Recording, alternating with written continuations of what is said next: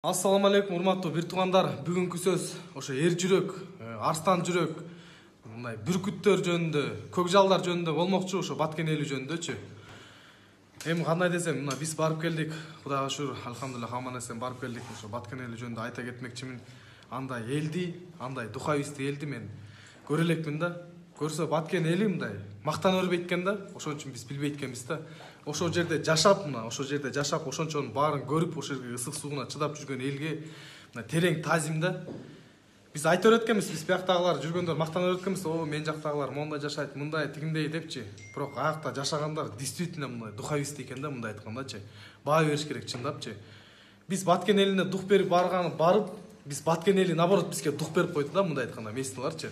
Бизде мына митингке чыгып эле, мен митингде жүргөм, тигүү деп мактана беребиз. Аякта согушта жүрөт.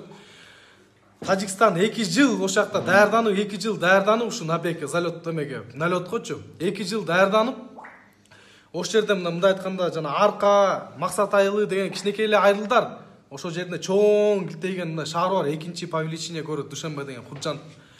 Ошол жерде мына кичинекей эле айылдар бар, ошо айылдын тургундары эле ошол жерге бой берип койду ошолоргочу. Канча бир солдаттын башын жейбирди мындай айтканда. Эл эле карапайым эл эле мындай айткандачы, армия киргишкен жок. Эл эле ошол жерде кетмен күрөөгүн көтөрүп алып эле ошол жерде ошолорго бой берип койду мындай айтканда. Ошого сүйүнүп атышат тигилерчи, мына Кыргызстанга кирип келдик тигүү депчи. Эми ошо элди мындай ойлонуп кое бергиле да, башка мына региондордо мына могу жерде 7 областтан чогулган жигиттер отурабыз. Бирок аларга действительно баа беришибиз керек экен да, мына чыныгы эр жүрөк көкжалдар ошол жакта жашайт экен мындай. Аялынан баштап алар мына бизде мындай да. Дүйнөгө кирип кеткенбиз, машина чийип алсак эле мындай переживать этет. Алар мына үйүн, машинасы үйүн өрттөнүп кетип, уйларын айдап кетсе деле мындай садака кылып болот экен мындай жүрөгүнөнчү. Мындай эле чечим чыгарып болот экен. Мен андайды мындай биринчи жолу көрүшүм. Намазын окушат экен. Көп 80% Кыргызстанда алымдар ошо Баткенден болуш керек. Намазын окуйт, жумушун кылат, үйлөрүн көрсөң, үйлөрү бар, огородторун көрсөң, огородтор эми биздикиндей чөзүп, жүдөп кеткен эмес. Мына аккуратный бүт баары терилген, бактар мындай как будто уровень менен тиккендей да. Бизде андай эмес. Мына чыныгы тың адам, чыныгы тың мындай эр жүрөктөр көрсө Баткендиктер, ошолордон биз үлгү алышыбыз керек экен. Намазын окушат, мына кыздары кечөөгө 5тен кийин чыкпайт экен, эркектери намаз окуйт экен, намаз окуганда да бекем окуйт экен. Анан бизде мындай го, мен үйүмөн көчүшүм керек өйдө жакты көрсө. Эмнеге дегенде биякта мына түтүн дейбиз го. Аларда согуш болуп атса да көчпөйт экен. Анткени мен көчүп кетсем, бул жер башка бир мамлекетке өтүп кетет деп көчпөйт экен. Ошолордун духун ойлоп кое бергиле. Мына биз өзүбүз деле айтып берели. Мына биз командабыз менен бардык, мына барып түндө мына ошо головнойдо мына эң горячий бой болот деп атканда мына бардык да, ошо түндө барып бой болот, мына бүт эме кужа эме Варуха кирген атат, мына Варуха мына тепселеп атат дегенде түндө өтүп ошо мессиналар айтып атканда эле мына жигиттер эгер мондай эмесеңер чуркасаңар, зигзаг чурка, анан асманды карагыла, асмандан кызыл болуп күйүп келет дегендер ошол жерден көбү ошо окуя айтып бергенин карасаң да. Окуя айтып бергенин башка повод бербейт го алар. Мына жөнөкөй айтып берип койгондой. Келчи. Эки бала менен уруша кетип. Экөө урушканда эле айтып берип коет экен. Мындайчы биз үчүн эки бала урушуп кеткенде эле айтып берет экен. Мындайчы акта болбосо мындай бир эле тура эмес болсо болду, өлүм. Бирок ошону жөнүнө айтып берип, ошого биз мындай баа бердик. Мындай эки бала менен калтырда кетип уруша кетебиз го, ошондой экен. Кээ бирөө мынча суу көтөрүп барат, тиякта согушуп калса дегенде, азыр суум тыштай калайын, азыр барып мушташам дегендей. Аялдар экен, духун аны барып көрүш керек да, 1000 жолу сүйлөгөндөн бир жолу көргөн. Мына Бишкектен, кыргыз эли мына биргеле. Бишкектен мына бардык, мына Бишкектен барганда, Бишкектен барыш, чечим чыгарыш бул уже эле бир эрдик да. Баткенге барып, Баткенден постко чейин барыш бул башкача эрдик. Посттон дальше өтүш, мына сөз эсин табат дейт. Көп эле мына Баткендиктер өздөрү деле билет экен, келип эле Баткен немеге келип, аякта Новиковдор деле жүрдү центрдечи. Новиков тиги постко чейин келип, сүрөткө түшүп алып акырын жылып кетип атты дейт мындайчы. Тияка барып жана меслер айтканда, Кудайга ишенбеген атеисттер Кудай деп атты. Ошону силер элестетип койгула, кандай мында духовистий адамдар жашайт ал жактачы.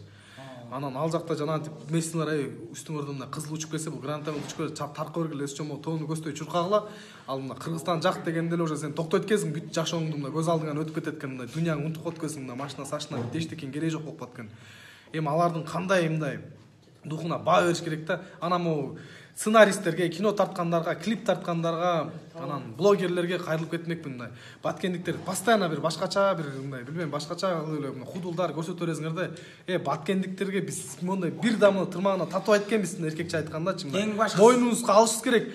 ошо эл мындай духовист ошо жерде турат, ошо жерде жашап атат. Анан биз бир митингтерге барып көкүрөк чагабыз, мондай должность берип коймаган мен тигүү мен митингде болгом депчи. Мына согуштан бир да кынк кетпей 30 жылдан бери жашап келатат. Алар билет экен согуш болот экен, бирок ошо жерде жашайт экен.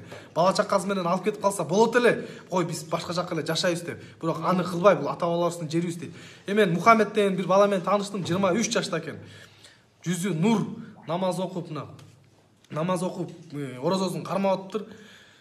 Ошол айтат, мен дейт, бияктан бизге кетип калышка намыс жол бербейт дейт. 23 жашта ал ошо мага айтып атат. Биз намыс бербейт дейт, кулуңдулук болот экен, намысыбыз жол бербейт дейт. Биз апаларыбызды, аялдарыбызды араң чыгарабыз дейт, бар эвакуация кылалы деп. Анан жана түндө аркадан машиналар өтүп атты го, тоону көстө. Алар качкан жок. Алар бала чакасын коюп, бар аман-эсен тиякта туруп тургула, биз азыр келебиз деп эркектери ушундай настрой менен жүрдү. Ошон үчүн баткендиктердин айтып атам мен. Бир эме калып калганда, бир кандай десем, тура эмес ой, эмелер кинематографтар тигулар тура эмес ойдо стереотип деп коет, стереотип. Андай эмес, стереотипке эметпейли, постоянно биримдикте бололу туугандар. Мындан нары мен айта кетмекчимин, трайбализмди жоготолу.